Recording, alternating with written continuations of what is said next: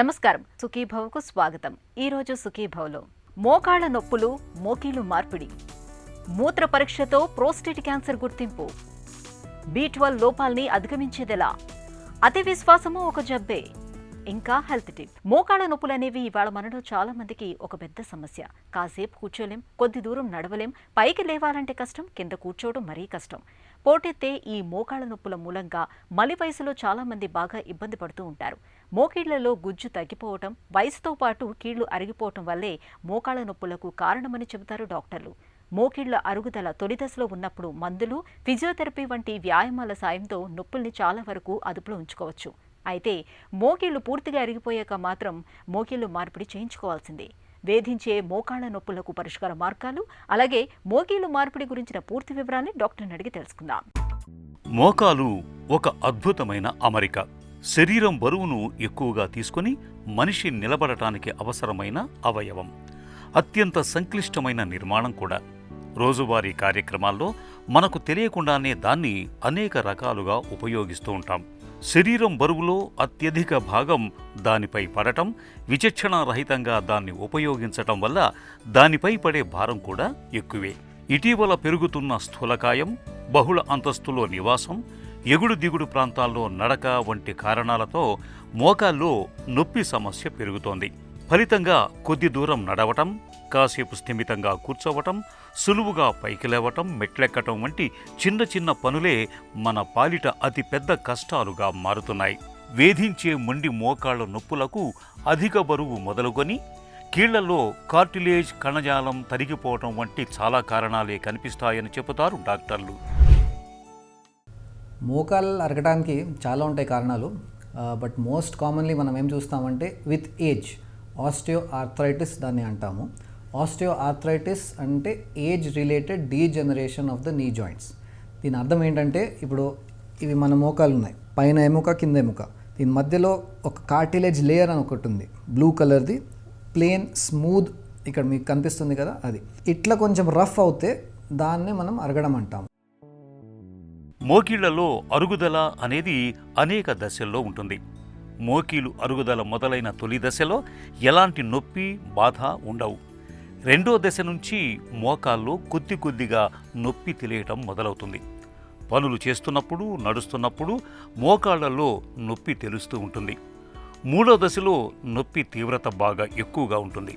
కూర్చున్నప్పుడు, లేచినప్పుడు, అటు ఇటు కదులుతున్నప్పుడు మోకాళ్లలో నొప్పి బాధిస్తూ ఉంటుంది. నడుస్తున్నప్పుడు మోకాల్లో టిక్ టిక్ మని శబ్దాలు కూడా వస్తుంటాయి.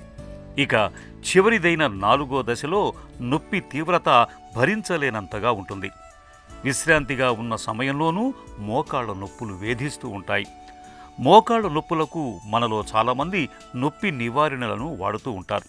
లేదంటే చల్లటి ఐస్తోనో వేడి నీటితోనో కాపడం పెట్టుకుంటూ ఉంటారు. నిజానికి మోకాళ్లలో నొప్పి వారం రోజులకు పైనే కొనసాగుతూ ఉంటే తప్పనిసరిగా ఒకసారి డాక్టర్ను సంప్రదించి పరీక్షలు చేయించుకోవటం మేలు. 4 స్టేజెస్లో ఈ ప్రాసెస్ ప్రోగ్రెస్ అవుతుంది. ఇనీషియలీ స్టేజ్ 1లో మనం ఎక్స్రే చూస్తే కూడా మనకి అర్థం అవుతుంది, పేషెంట్స్కి కూడా అది అర్థం అవుతుంది. ఎందుకంటే అప్పుడప్పుడు ఒకేషనల్గా నొప్పి మొదలవుతుంది అండ్ బాడీలో చాలా డిఫెన్స్ మెకానిజమ్స్ ఉంటాయి. సో ఆ స్టేజ్ 1 ఉన్నా సరే పేషెంట్స్కి తెలియదు, because body has compensated. So stage 1లో అప్పుడు ఒకేషనల్గా ఎక్కువ వాకింగ్ చేస్తే, స్టేర్స్ ఎక్కితే దిగితే అప్పుడప్పుడు కొంచెం పెయిన్ నోటీస్ అవుతుంది. నెక్స్ట్ ఏంటంటే సెకండ్ స్టేజ్. సో ఇదే ట్రాన్సిషన్, ఈ స్మూత్ కార్టిలేజ్ రఫ్ అవ్వడంలో కొంచెం ఇంకా ఎక్కువ పెయిన్ స్టార్ట్ అవుతుంది. సో ఈ ఇన్ఫ్రీక్వెంట్ పెయిన్ నుంచి కొంచెం ఆ ఫ్రీక్వెన్సీ ఇంక్రీజ్ అవుతుంది, ఇంటెన్సిటీ కూడా పెరుగుతుంది. కానీ ఇంకా ఆ నీస్ స్ట్రేటే ఉంటాయి, దాంట్లో పెద్ద డిఫార్మిటీ ఏం తయారవ్వదు. ఇది సెకండ్ స్టేజ్. థర్డ్ స్టేజ్లో అగైన్ పెయిన్ కాన్స్టెంట్ అయిపోతుంది, మేబీ ఈవెన్ ఎవ్రీడే పెయిన్ కొంచెం ఉండొచ్చు. అండ్ కొంచెం starting of the bone damage, joint angle start అవ్వచ్చు, change of angle. Then bending, so knee జాయింట్లో ఒక ఫ్రీ బెండింగ్ ఏదో ఉంటుంది, అది కొంచెం తగ్గిపోతుంది. So these are the things stage 3లో యాడ్ అవుతాయి. ఇంకా లాస్ట్ స్టేజ్ అంటే స్టేజ్ 4లో పూర్తిగా అరిగిపోతాయి. సో ఈ మధ్యలోది ఈ గుజ్జు అసలు ఉండదు, so bone to bone direct contact ఉంటుంది. సో ఆ స్టేజ్లో విపరీతమైన నొప్పి ఉంటుంది. మోకీళ్ల అరుగుదల ఇంకా ఆరంభ దశల్లోనే ఉన్నప్పుడు మందులు వాడుకుంటూ జీవనశైలిలో మార్పులు చేసుకుంటే సరిపోతుంది. ఫిజియోథెరపీ, నడక, ఈత, సైక్లింగ్ వంటి వ్యాయామాలు మోకాళ్ల నొప్పుల నుంచి మంచి ఉపశమనాన్ని ఇస్తాయి. మోకాళ్ల నొప్పులు మరీ తీవ్రంగా ఉన్నప్పుడు మోకీలు మార్పిడి చేయించుకోవాల్సిందిగా డాక్టర్లు సిఫార్సు చేస్తారు. ఈ సర్జరీలో భాగంగా అరిగిపోయిన కార్టిలేజ్ను తొలగించి కృత్రిమ కీలును అమరుస్తారు.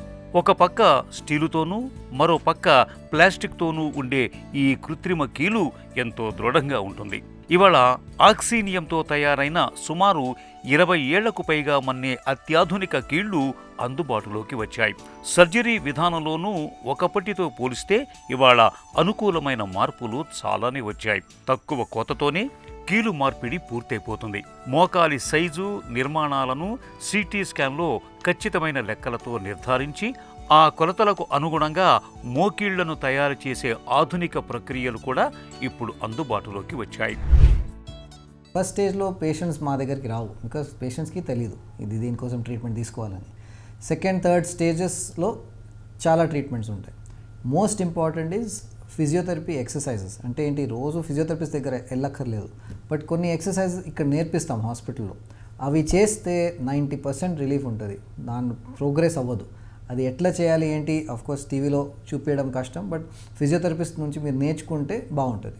సో ఈ ఎక్సర్సైజెస్ రోజు మార్నింగ్ ఈవినింగ్ ఒక హ్యాబిట్ ఫామ్ మనం రెగ్యులర్గా చేస్తే definitely you will get a good relief. And main point ఏంటంటే progression of arthritis. So second stage నుంచి థర్డ్ స్టేజ్ వెళ్ళడం, థర్డ్ నుంచి ఫోర్త్ వెళ్ళడం, దీన్ని మనం ఆపాలి, స్లో డౌన్ చేయాలంటే ఇది ఒకటే మార్గం.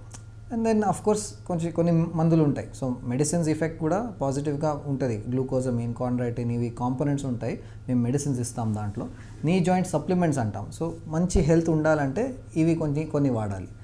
దెన్ నెక్స్ట్ ఇస్ స్టేజ్ 3లో బిఫోర్ నీ రీప్లేస్మెంట్ ఇంకా కొన్ని స్టేజెస్ ఉన్నాయి. సో ఇంకా కొన్ని ప్రొసీజర్స్ కూడా ఉన్నాయి. దాన్ని ఆస్టియోటమీ అంటాం, అంటే జాయింట్ ప్రిజర్వింగ్ సర్జరీస్. స్టేజ్ 3 కొంతమందికి తక్కువ ఏజ్లో వస్తుంది. సో లెస్ దెన్ 50 ఏజ్లో ఆల్రెడీ స్టేజ్ 3 వచ్చేసింది. ఇప్పుడు ఏం చేయాలి? స్టేజ్ 4 నెక్స్ట్ 1-2 ఇయర్స్లో స్టేజ్ 4కి ప్రోగ్రెస్ అయ్యి 40స్లోనే సర్జరీ నీ రీప్లేస్మెంట్ చేయాలంటే it's two young. Some times we have to do, తప్పదు. బట్ అప్పుడప్పుడు ఇది అవాయిడ్ చేయడానికి ఇంకొక సర్జరీ ఉంటుంది, దాన్ని ఆస్టియోటమీ అంటాము. సో ఈ ఆస్టియోటమీ సర్జరీతో నీ జాయింట్ ప్రిజర్వ్ అవుతుంది. అంటే ఇంకా మనం దాన్ని ఒక 10-15 ఇయర్స్ టైం ఇవ్వచ్చు ఫర్ నీ రీప్లేస్మెంట్. లాస్ట్ స్టేజ్లో స్టేజ్ 4లో ఈ బోన్ కట్ చేసి దాన్ని రీప్లేస్ చేయాలి మెటల్తో. సో నీ రీప్లేస్మెంట్ సర్జరీ అంటాం దీన్ని. సో నీ రీప్లేస్మెంట్ సర్జరీలో ఆర్టిఫిషియల్ మెటల్ జాయింట్ మనకు వచ్చేస్తుంది. దాంట్లో 2 రకాలు ఉన్నాయి, partial knee replacement, total knee replacement. Partial అంటే ఇది మన మోకాలు ఉంటే, suppose this is the right side, లోపల వైపు అంటే the one facing the left side, ఇంతే మోస్ట్లీ అరిగిపోతుంది పేషెంట్స్లో. సో ఇదే చేంజ్ చేస్తాము, దీన్ని పార్షియల్ రీప్లేస్మెంట్ అంటాము. అదే ఎంటైర్ లోపలిది బయటది మొత్తం చేస్తే టోటల్ నీ రీప్లేస్మెంట్ అంటాం. సో ఈ 2 టైప్స్ ఆఫ్ సర్జరీస్ దీంట్లో ఉన్నాయి. మోకీలు మార్పిడి అనంతరం మోకాళ్ల నొప్పులు చాలా వరకు తగ్గిపోతాయి. కృత్రిమ కీలు మన్నికను బట్టి సుమారు 20 నుంచి 30 ఏళ్ల పాటు మోకాళ్ల నొప్పుల బెడద లేకుండా హాయిగా జీవనం సాగించవచ్చు. ఈ కాలంలో తిరిగి మోకాళ్లలో నొప్పుల వంటి సమస్యలు తలెత్తకుండా జీవన శైలిలో తగిన జాగ్రత్తలు తీసుకోవాలి. ముఖ్యంగా బరువును అదుపులో ఉంచుకోవాలి. నిత్యం నడక, ఈత, సైక్లింగ్ వంటి వ్యాయామాలను ఒక అలవాటుగా మార్చుకోవాలి. మోకాళ్లను అతిగా ఉపయోగించకూడదు, అకస్మాత్తుగా కదలకూడదు. మోకాళ్లపై భారం పెంచే పనులకు దూరంగా ఉండాలి. ఈ జాగ్రత్తలు మోకీలు మార్పిడి జరిగిన వాళ్ళకే కాదు, మోకాళ్ల నొప్పులు ఇంకా మొదలవ్వని వాళ్లకు కూడా ఎంతో ప్రయోజనకరంగా ఉంటాయి. హెల్త్ న్యూస్ మీకోసం. పురుషుల్లో క్యాన్సర్ మరణాలకు ప్రోస్టేట్ క్యాన్సర్ ఒక ప్రధాన కారణం. దీన్ని ముందుగా గుర్తించడానికి రక్తంలో PSA అంటే ప్రోస్టేట్ స్పెసిఫిక్ యాంటీజెన్ మోతాదులను పరీక్షిస్తూ ఉంటారు. ఇది ఎక్కువగా ఉంటే మరిన్ని పరీక్షలు అవసరం పడతాయి. కొందరికి ప్రోస్టేట్ గ్రంథి నుంచి చిన్న ముక్కను కత్తిరించి బయాప్సీ పరీక్షకు పంపిస్తారు. ఈ పరీక్ష చాలా వరకు సురక్షితమే, కానీ కొన్నిసార్లు నొప్పి తీవ్రత ఎక్కువగా ఉండే అవకాశం ఉంది. జ్వరం, మూత్రకోశ ఇన్ఫెక్షన్ల వంటి ఇతరాతర దుష్ప్రభావాలకు కారణం కావచ్చు. అందువల్ల బయాప్సీ పరీక్షను అనవసరంగా చేయకుండా ఉండేందుకు శాస్త్రవేత్తలు చాలా కాలంగా ప్రయత్నిస్తున్నారు. ఈ క్రమంలో 10 ఏళ్ల కిందటే ప్రోస్టేట్ క్యాన్సర్ను గుర్తించేందుకు మూత్ర పరీక్షను రూపొందించారు. ఇది తొలి దశలో ఉన్న ప్రోస్టేట్ క్యాన్సర్ను గుర్తిస్తుంది. కానీ అది తీవ్రమైన క్యాన్సరా లేక నెమ్మదిగా వృద్ధి చెందే క్యాన్సరా అనే తేడాలను పట్టుకోలేదు. సాధారణంగా నెమ్మదిగా వృద్ధి చెందే క్యాన్సర్కు పెద్దగా చికిత్స అవసరం ఉండదు. కానీ ఆ క్యాన్సర్ను నిశితంగా గమనిస్తూ దాని తీరుతెన్నులను పరిశీలిస్తూ ఉంటారు. ఇలాంటి క్యాన్సర్ను ముందుగానే గుర్తిస్తే అనవసరంగా బయాప్సీ చేయటం తప్పుతుంది. దీన్ని దృష్టిలో ఉంచుకునే వాండర్బిట్ యూనివర్సిటీకి చెందిన శాస్త్రవేత్తలు మూత్ర పరీక్షను తాజాగా మెరుగుపరిచారు. వేలాది మంది ప్రోస్టేట్ క్యాన్సర్ బాధితుల జన్యువులను సేకరించి విశ్లేషించారు. చివరికి మూత్రంలో కనిపించే 18 జన్యువులను వేరు చేశారు. PSA మోతాదులు ఎక్కువగా ఉన్నవారిలో దీన్ని పరీక్షించి చూసినప్పుడు తీవ్ర, తక్కువ ముప్పు క్యాన్సర్ల మధ్య తేడాను తెలుసుకోవడానికి బాగా ఉపయోగపడుతున్నట్లు తేలింది. ఇది 97% ఖచ్చితత్వంతో తీవ్ర క్యాన్సర్ను గుర్తించడం విశేషం. కాబట్టి అనవసర బయాప్సీ పరీక్షలను తప్పించడానికి ఈ మూత్ర పరీక్ష ఎంతగానో ఉపయోగపడుతుందని పరిశోధకులు చెబుతున్నారు. పోషకాహారం అంటే ప్రోటీన్లు, కార్బోహైడ్రేట్లు, కొవ్వుల్ని సమపాళ్లలో తీసుకోవటమే అనుకుంటారు మనలో చాలామంది. కానీ వీటితో పాటు విటమిన్లు, ఖనిజ లవణాల వంటి సూక్ష్మ పోషకాలు కూడా మన శరీరానికి తగు పాళ్లలో ఎప్పటికప్పుడు అందుతూ ఉండాలి. సూక్ష్మ పోషక పదార్థాలు సరిగ్గా అందకపోతే B12 వంటి విటమిన్ లోపాలు పెనుశాపాలుగా మారుతాయి. ఇవాళ మనలో చాలా మందికి B12 విటమిన్ లోపం అనేది ఒక పెద్ద సమస్యగా మారింది. విటమిన్ B12 లోపిస్తే ఎదురయ్యే చిక్కులు ఎలా ఉంటాయో, B12 లోపాలని అధిగమించేందుకు ఏం చేయాలో ఇప్పుడు తెలుసుకుందాం. B12 మనకు వాటర్ సాల్యుబుల్ వైటమిన్ అని అంటుంటాము. ఎంత అయితే మనము రెగ్యులర్ బేసిస్లో తీసుకుంటూ ఉంటామో దాని డెఫిషియన్సీ రాకుండా మనము చాలా వరకు కాపాడుకుంటూ ఉండాలి. ఎందుకు అంటే ఎప్పుడైతే వైటమిన్ B12 అనేది మన శరీరంలో తగ్గిపోతూ ఉంటుందో అప్పుడు హీమోగ్లోబిన్ లెవెల్ కూడా తగ్గిపోతూ ఉంటుంది. సాధారణంగా ఈ B12 అనేది మళ్ళీ నాన్ వెజ్ ఫుడ్స్లోనే మనకు ఎక్కువ శాతంలో ఉంటుంది. సో ఈ B12 1 వీక్లో ఎవరన్నా ఇంప్రూవ్ చేసుకోవాలనుకుంటే కనుక గోట్ లివర్ కానివ్వండి, షీప్ లివర్ కానివ్వండి, చికెన్ లివర్ కానివ్వండి 1 వీక్ కంటిన్యూగా తీసుకోవడం వల్ల B12ని మనం నార్మలైజ్ చేసుకోవచ్చు. లేదు నాన్ వెజ్ ఎవరైతే తినరో వాళ్ళు మాత్రం కంపల్సరీగా B12 కోసము మిల్క్ అండ్ మిల్క్ ప్రోడక్ట్స్ అంటే పాలు, పాల పదార్థాలు, పాలు, పెరుగు, మజ్జిగ, పన్నీర్ కానివ్వండి తీసుకోవడం వల్ల ఏమవుతుందంటే ఎగ్స్లో కూడా మనకు మంచి విటమిన్ B12 ఉంటుంది. 1 ఫుల్ ఎగ్ విత్ యోక్ తీసుకుంటే కనుక మన డైలీ వైటమిన్ B12 రిక్వైర్మెంట్ని మనము కంప్లీట్గా పూర్తి చేసుకోవచ్చు. సో ఇలాంటి ఫుడ్స్ తీసుకోవడం వల్ల B12 మనము ప్రాపర్గా మెయింటైన్ చేసుకుంటూ ఓవరాల్గా అనీమియా ఆర్ బ్లడ్ తక్కువ ఉండకుండా కాపాడుకో. రోలర్ కోస్టర్ మీద ఉన్నప్పుడు ఆ అనుభూతులు ఎలా ఉంటాయో మనలో చాలా మందికి అనుభవమే. అకస్మాత్తుగా పైకి వెళ్ళటం, అంతలోనే గభాలున లోయలోకి వెళ్ళినట్టుగా వేగంగా కిందకు రావటం, ఒకచోట ఆగి గిరికీలు కొట్టడం, ఇవన్నీ మనల్ని అంతులేని ఉద్వేగానికి గురి చేస్తాయి. మానసిక రుగ్మతల్లోనూ ఈ రకమైన ఉద్వేగాలు మనలో కనిపిస్తూ ఉంటాయి. ముఖ్యంగా మేనియా అనే మానసిక రుగ్మత ఉన్నప్పుడు మనిషిలో అంతులేని ఆత్మవిశ్వాసం కనిపిస్తూ ఉంటుంది. దేన్నైనా సాధించగలను, ఎవరినైనా ఢీ కొట్టగలననే ఉత్సాహం కనిపిస్తుంది. దేన్ని లెక్క చేయనితనం, తెగువ కనిపిస్తుంది. నిజానికి ఈ రకమైన అతి విశ్వాసం అనేది ఒక మానసిక వైకల్యంగా చెబుతారు నిపుణులు. మేనియా రుగ్మత మూలంగా తలెత్తే అనర్థాలు ఎలా ఉంటాయో, ఈ సమస్య నుంచి బయటపడేందుకు ఏం చేయాలో డాక్టర్ని అడిగి ఇప్పుడు తెలుసుకుందాం. మేనియా అంటే ఏంటి? మేనియా అన్న అంటాము, మేనియా అన్న అంటాం. ఈ మేనియా ఏంటి అంటే కనుక ఇది కూడా ఒక సైకలాజికల్ డయాగ్నోసిస్. మనందరం సర్వసహజంగా స్ప్లిట్ పర్సనాలిటీ డిసార్డర్ లేదంటే బైపోలార్ ఎఫెక్టివ్ బైపోలార్ డిసార్డర్, నీకు బైపోలారా అంటాం. బైపోలార్ డిసార్డర్లో ఒక పోలు మేనియా అనమాట. బైపోలార్ అంటే ఏంటి? తరచుగా మూడ్స్ మారిపోయేటటువంటి ఒక జబ్బు. అంటే డిప్రెషన్ అంటే ఆత్మన్యూన్యత భావం, మేనియా అంటే కనుక విపరీతమైనటువంటి ఓవర్ కాన్ఫిడెన్స్తో దూసుకుని వెళ్ళిపోయేటటువంటి మనస్తత్వం. మేనియా లక్షణాలు ఎలా ఉంటాయి?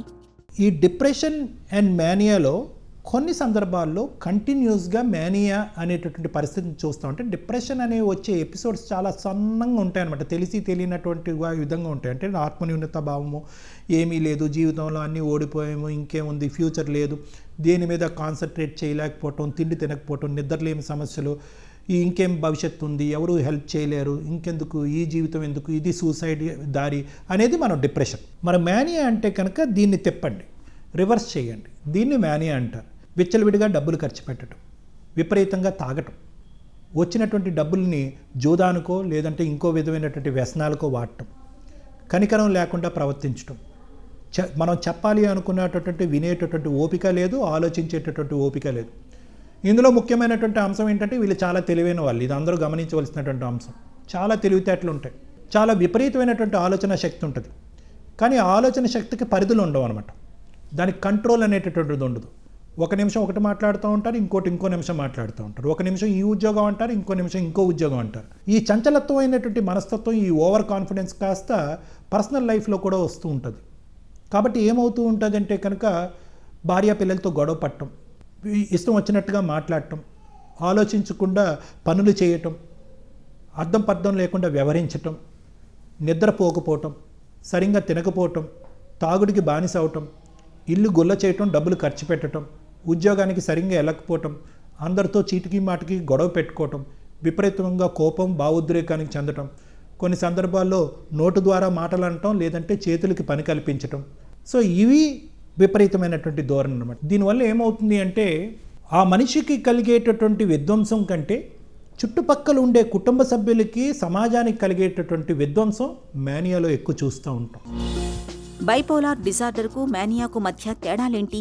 బైపోలార్ డిసార్డర్ అంటే ఏంటంటే ఒకసారి డిప్రెషను, ఒకసారి మేనియా, ఒకసారి 3 నెలలకు ఒకటి మారుతూ ఉంటుంది, లేదంటే 6 నెలలకు ఒకసారి మారుతూ ఉంటుంది, కొన్ని సందర్భాల్లో రోజుకి ఒకసారి మారుతూ ఉంటుంది. రకరకాల కేటగిరీస్ ఉంటూ ఉంటాయి. డిప్రెషన్లో ఏంటంటే ఆ వ్యక్తికే సమస్య. కానీ మేనియా ఏంటంటే డే 1 నుంచి ఆ వ్యక్తి ఎప్పుడు కూడా ఓవర్ కాన్ఫిడెంట్గా, సూపర్ కాన్ఫిడెంట్గా, నాకే ప్రాబ్లం లేదు, మీకే ప్రాబ్లం, మీకే అర్థం కావట్లేదు, నా కెపాసిటీ మీకు అర్థం కావట్లేదు, నా తెలివితేటలు మీకు అర్థం కావట్లేదు. ఈ వ్యక్తిత్వం ఉండేటటువంటి వ్యక్తి ఆ వ్యక్తికి ఎప్పుడు సమస్య కాదు.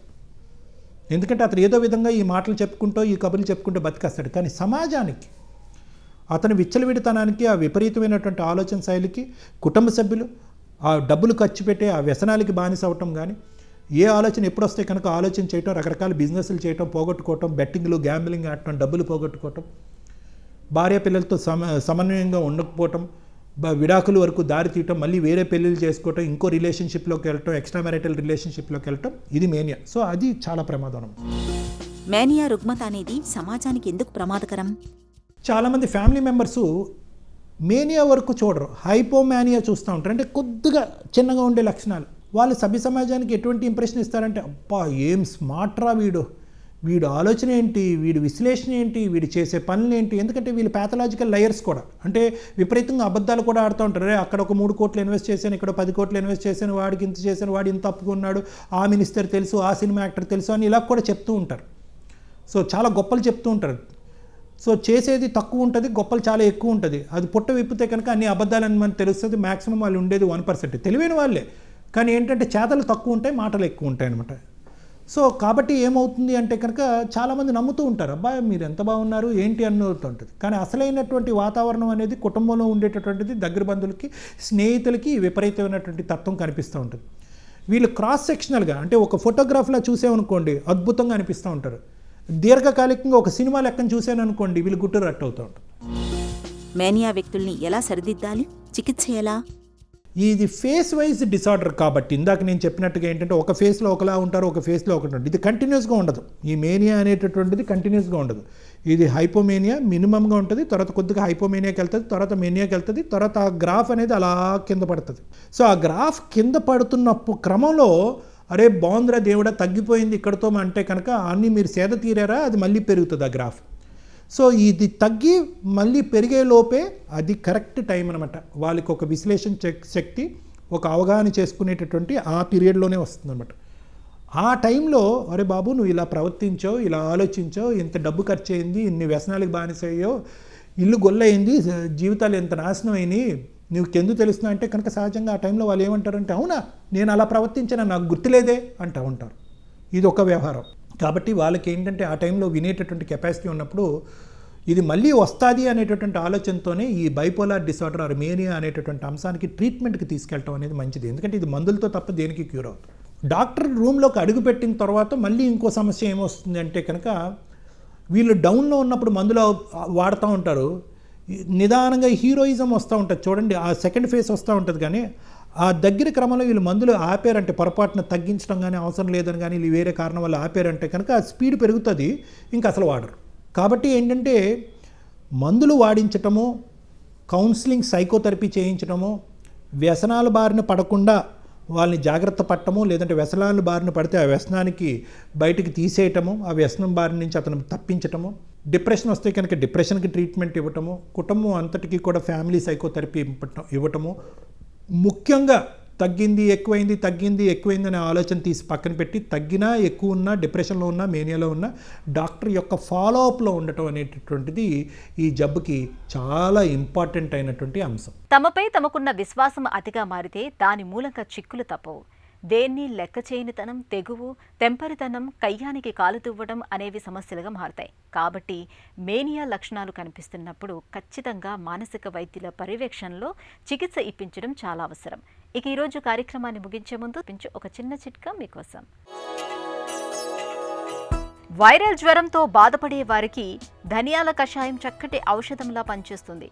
2 చెంచాల ధనియాల్ని వేయించి కప్పు నీటిలో వేసి బాగా మరిగించాలి. ఈ కషాయాన్ని వేడిగా ఉన్నప్పుడే తాగాలి.